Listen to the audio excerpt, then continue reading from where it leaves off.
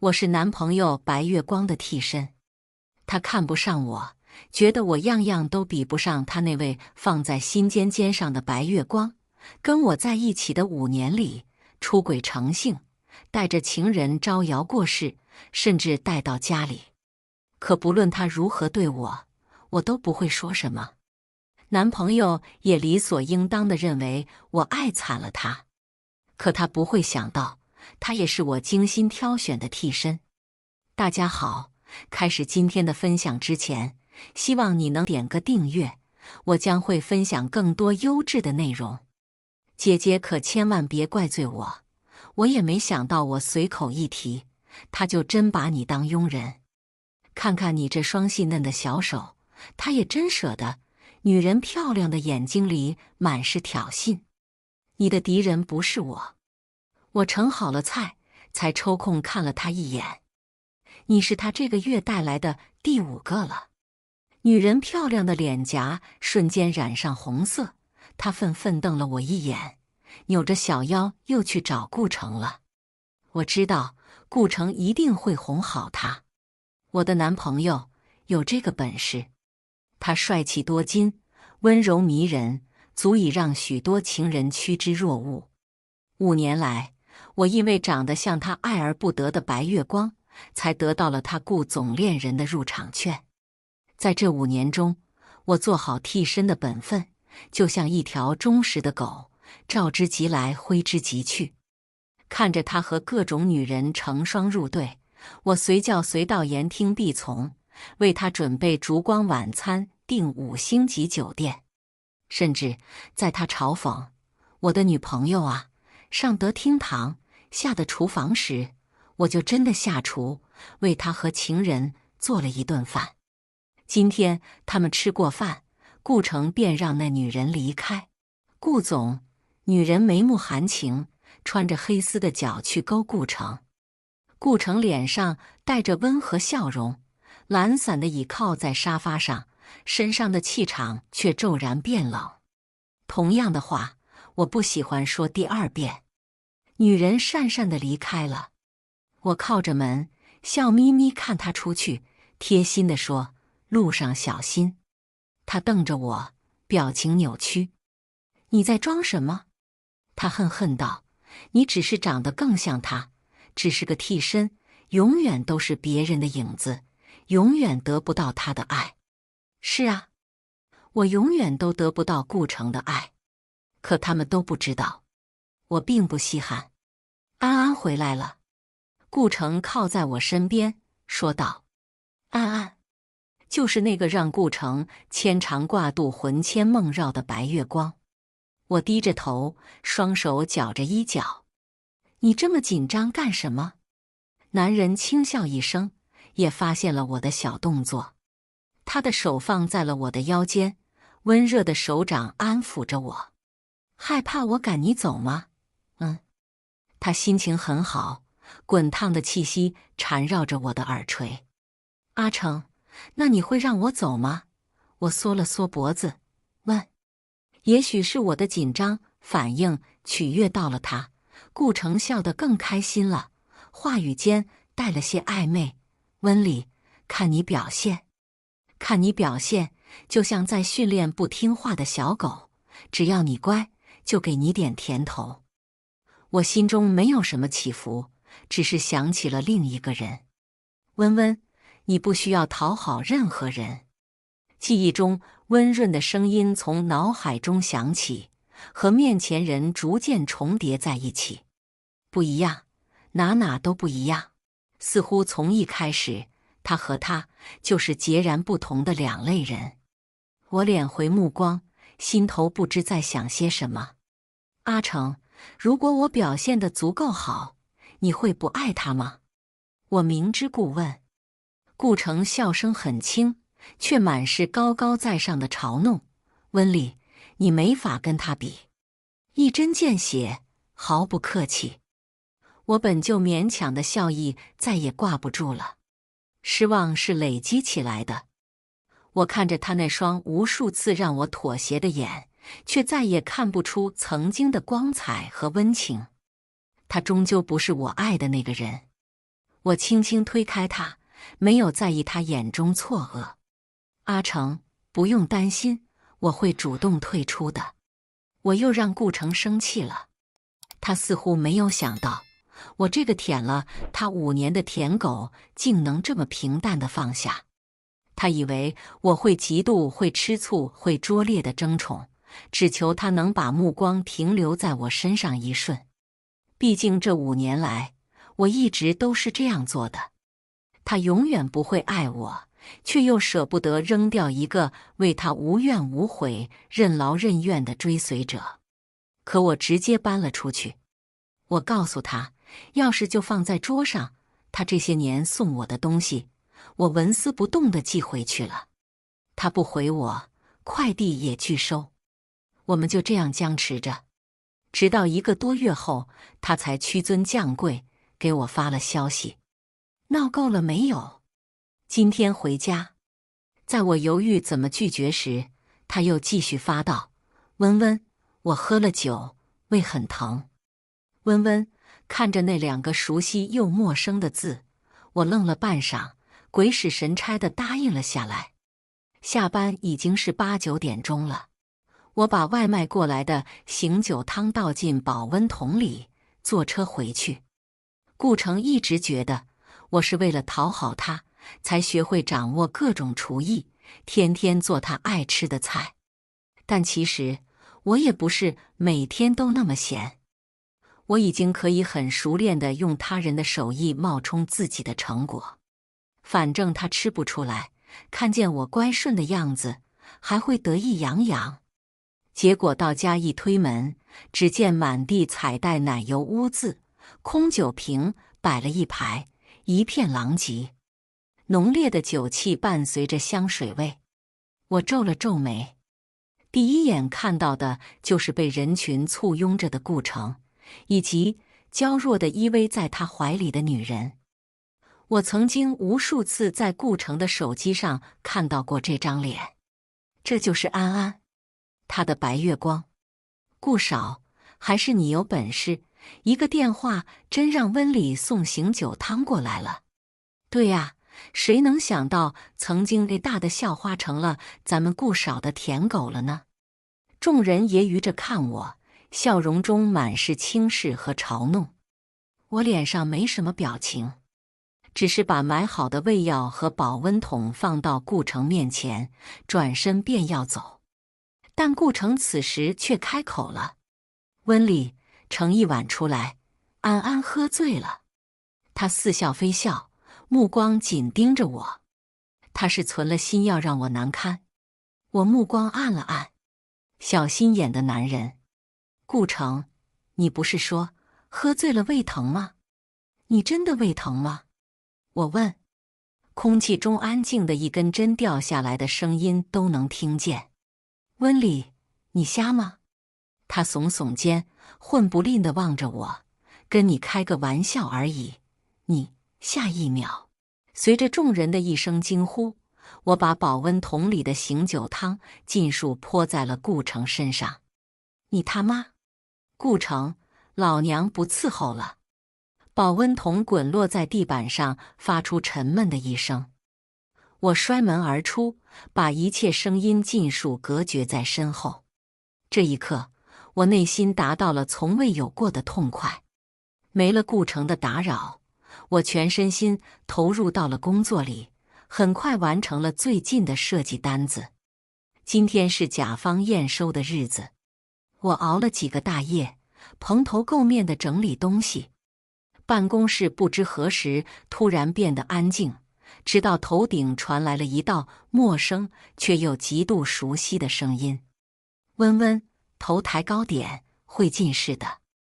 我下意识抬头，对上了那双笑意盈盈的眼眸，数年未见的那双眼睛。等等，顾恒！我猛地站起身，打翻了一堆本就杂乱的文件，散落一地。温里，你认识顾总？这次的设计稿就是他指定我们工作室来做的。一旁的上司说道。我没想到这个神秘的甲方会是他。一瞬间，往事洪水似的在我的脑海里涌腾翻滚。我没想到，有生之年，我竟会再次同他相逢。两两相望，顷刻间，我的眼眶变红了。温温，好久不见。男人背光而立，朝我伸出了手，我却抓着他的手，几近失态地跌进了他的怀里。这个拥抱，我足足等了7年。我没想过会再次见到您。我坐在顾恒对面，咖啡的热气冉冉腾上空中，也遮住了我逐渐通红的眼眶。温温，几年不见，你同我生疏了好多。男人还是用那双熟悉的眼神温柔地看着我。触及往事，我一时情绪翻涌。7年了，我还以为你这辈子都不想见我了。男人愣了愣，忙解释道：温温，怎么会呢？我当时离开不是因为你，是因为我打断他，摇了摇头，不重要了。二哥，我很高兴您能回来。这一次我抬起头，并没有叫他顾恒。我是被顾恒养大的。在我的12岁的时候，我母亲经历了她第5次的婚姻。男方是大学老师，也是在我母亲的婚礼上，我遇到了同为老师的顾恒。从小我就不在母亲身边，他视我为累赘，只有婚礼时，我才会被收拾得像个公主一样短暂现身。可那次不一样，唯一疼爱我的爷爷奶奶去世了，我妈不得已带着我，却又把我丢在婚礼酒店里。众人散去，唯留我一个小姑娘，穿着单薄的小白裙站在大雨中。是顾恒将我捡回去的。当时也是半大小子的顾恒，看着这样的我于心不忍，顶着外界的舆论和压力，半推半就地收留了我。他尽心尽力地照顾我，幼时缺失的爱均被他小心翼翼地填满。在那6年中，我被珍视着长大。尽管因为我这个小拖油瓶闹了许多麻烦，他也毫无怨言。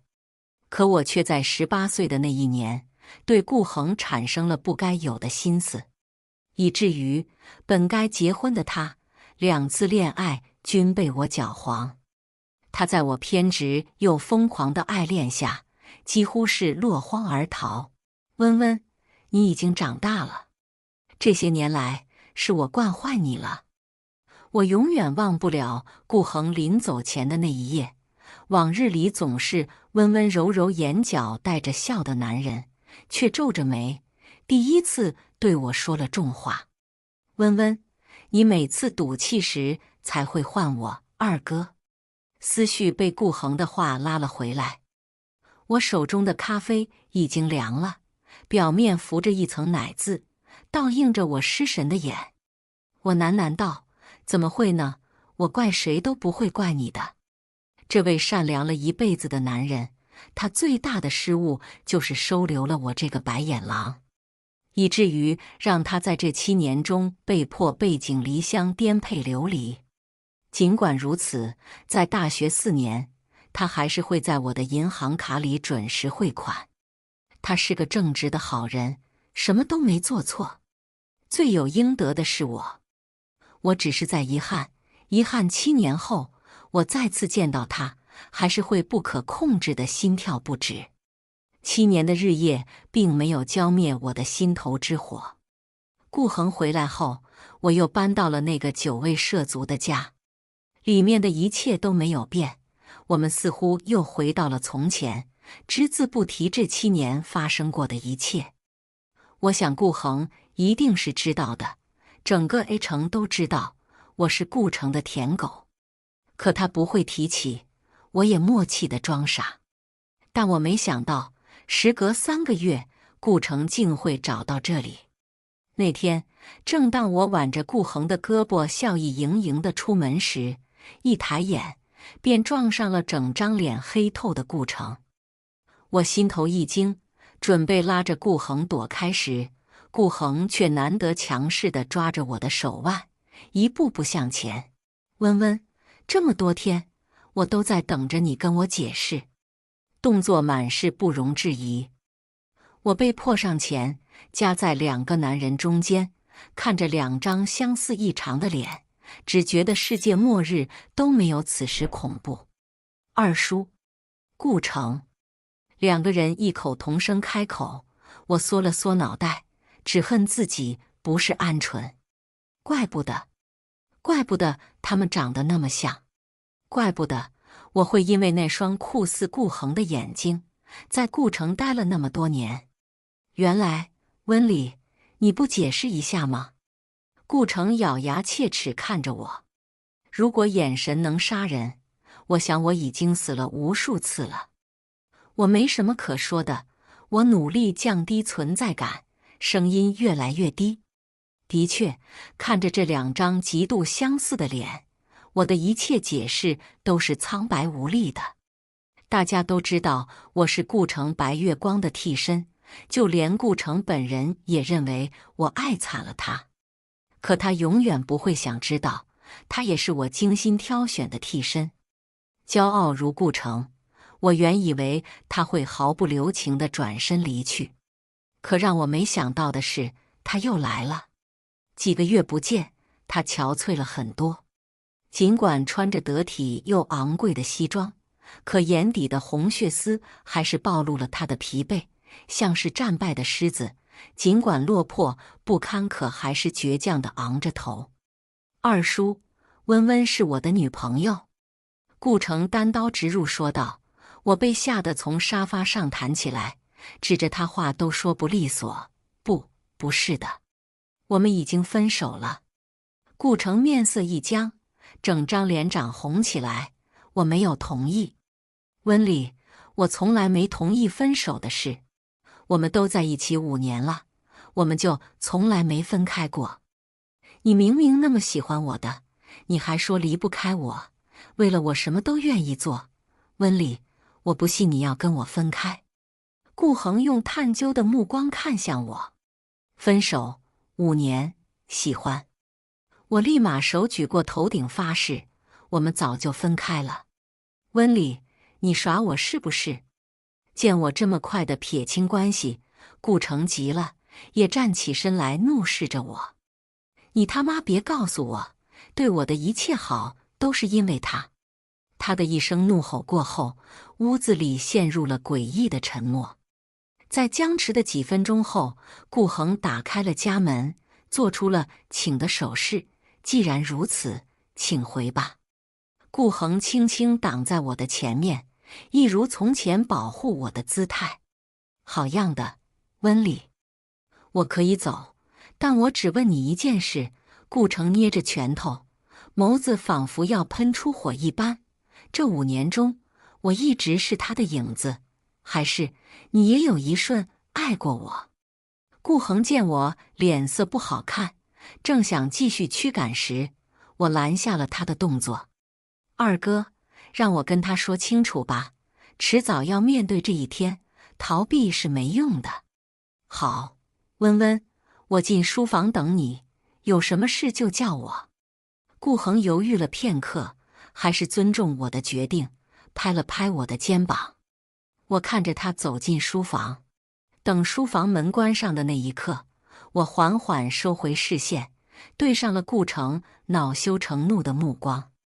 有些事也只能我们之间说得清楚了。顾城，你怎么知道我在这里的？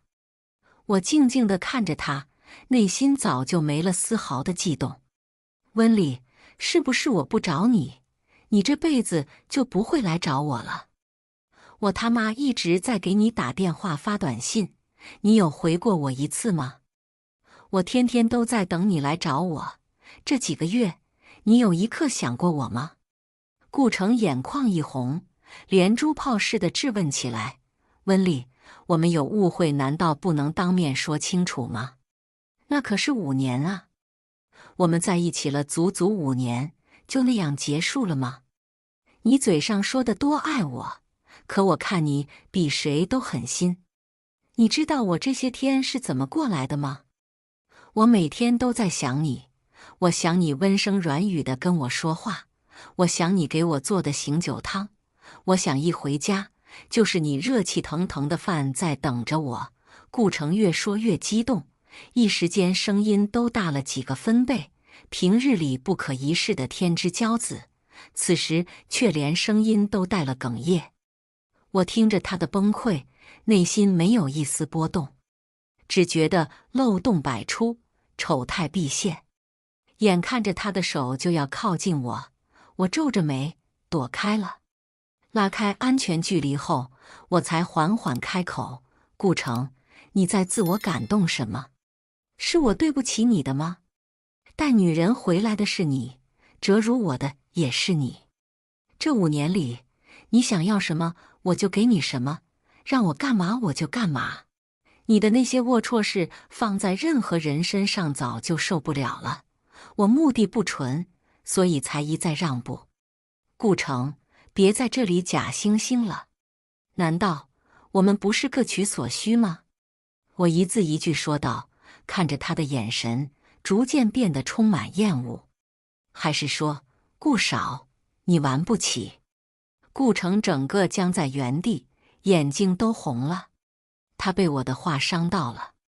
温丽，你比我恶劣多了。你是骗子，骗了我5年，我一直都是那个男人的影子，对吧？你如何忍心？他的话语间带着浓浓的委屈。曾经我会心软，此时却毫无波澜。我看着他叹了口气。顾城，5年了，我已经足够了解你，你只是不甘，只是不适应，失去一个任劳任怨、甘之如饴的保姆，不是吗？他不爱我，只是偏执的占有欲作祟，让他尽管不爱，也舍不得拱手相让。就像是放在阁楼的破旧玩偶，从前毫不在意，可有人想要带走时，却觉得无比重要了。顾城，做人不能太贪心，安安在等你，不是吗？我轻声道。顾城辩解不了，是他亲手将我推远的，无法跨越，无法弥补。但自那天以后，每天接我下班的车又多了一辆，风雨无阻，准时准点。那辆车只是沉默地停在公司门口，车上的人安静地目送我上二哥的车，又一路跟着我回了家，才在路灯下灰溜溜离开。二哥有时也会问我，我是否会原谅他？我每次都是摇摇头。二哥，你希望我原谅他吗？温温，他不是什么好人，只会耽误你的大好时光。我看着窗外那辆熟悉的车，轻声道：“二哥，你不是他，从不是他。”如此，又是一片寂静的沉默。顾恒每遇到此刻时，总会装聋作哑，默不作声。我知道他在逃避。在这样僵持的岁月中，我没想到顾城那样3分钟热度的人，竟也坚持了很久。今年的除夕夜，送我回家后，那辆车久久停留在楼下。往年的除夕都是我陪着他的，也是我一直有意无意地看着半窗外。顾恒看出了我的心思，在保温桶里装了些饺子递给我。温温，说清楚吧，不论你是如何决定的，我都尊重你的选择。等你做好决定，我也有话同你说。顾恒目光灼灼看着我，我在他的眼中看出了一些不同的情绪，转瞬即逝。我拿着温热的保温桶，看着他的眼，故意问道：“那如果我跟他走呢？”时，顾恒许是没想到我会说得如此直接，眼中露出了不易察觉的慌乱。我低低笑了声，没有回答他，抱着保温桶匆匆下楼。温温，你来了。顾城似乎没想到我会下来，他手足无措地从车里出来，满是慌乱无措。1.85米的大男人在我面前缩成个小鹌鹑，整个人瘦了一大圈，看起来像是好久没有睡个好觉，死气沉沉的。我把保温桶递给他，顾城，过年好。他支吾着接下，站在原地犹豫了很久，才拿出一份文件。温温，我已经不和过去的那些人一起混了，我澄清了，你不是我的舔狗，我跟安安也断了。你说的对，我从一开始就错了，我并不爱他，只是因为得不到而不甘心。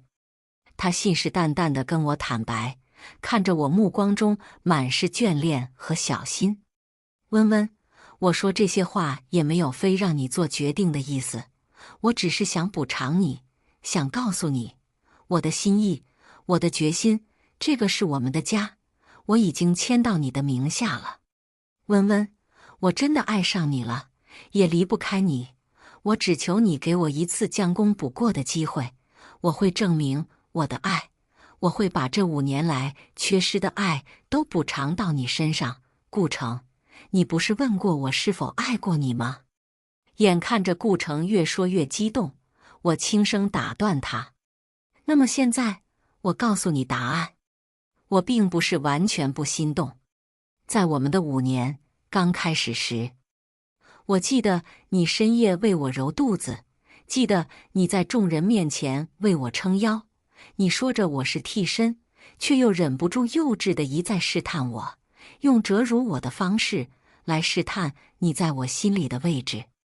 我是爱过你，爱顾城这个人，而不是顾恒的替身。可是，顾城，我也会受伤的。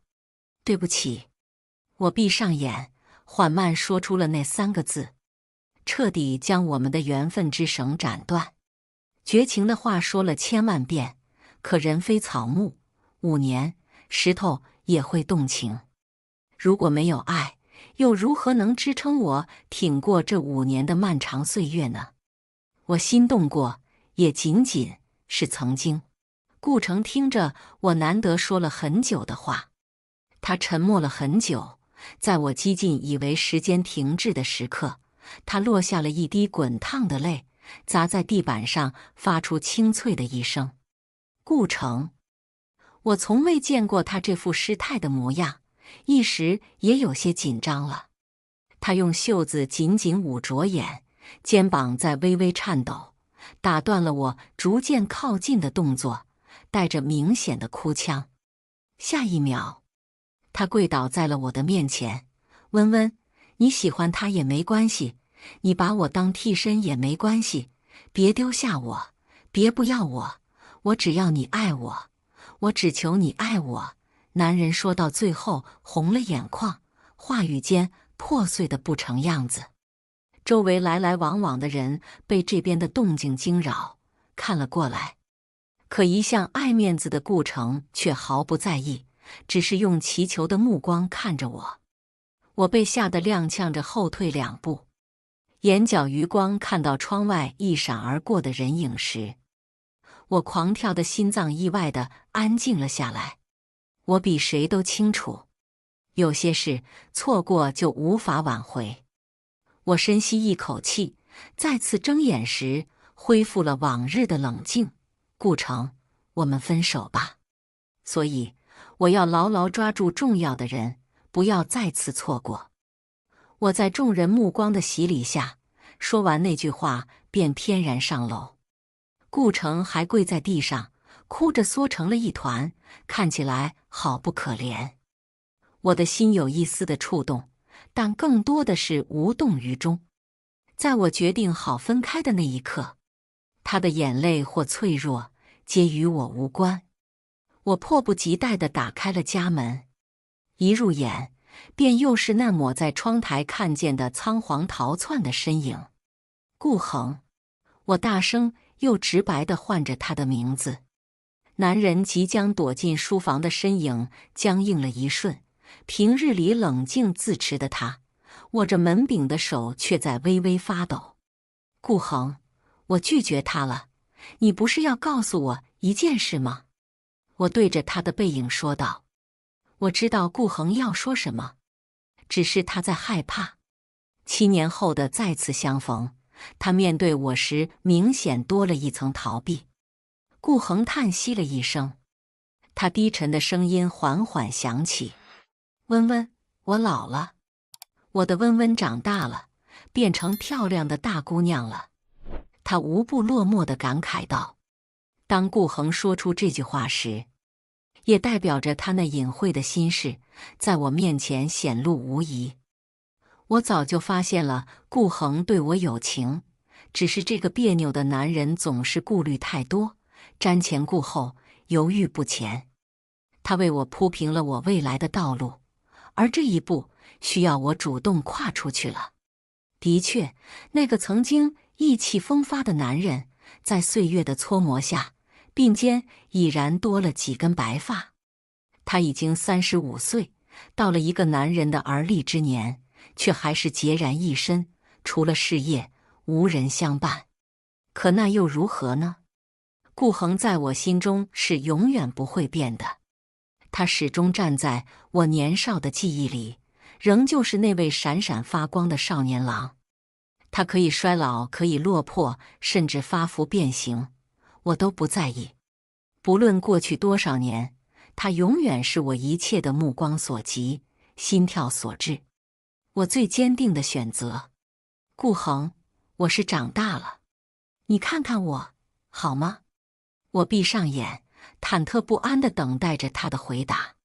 下一秒，我被拥进了一个温暖的怀抱里。那一刻，我的眼泪也随之滴落。在我这荒唐的一生中，做错了很多事，也走了很多的歧路，时常看不清自己的心意，也说了不少口是心非的话。可这一刻，我终于赌对了。以上就是今天分享的故事，希望能点个订阅，我将会分享更多优质的内容。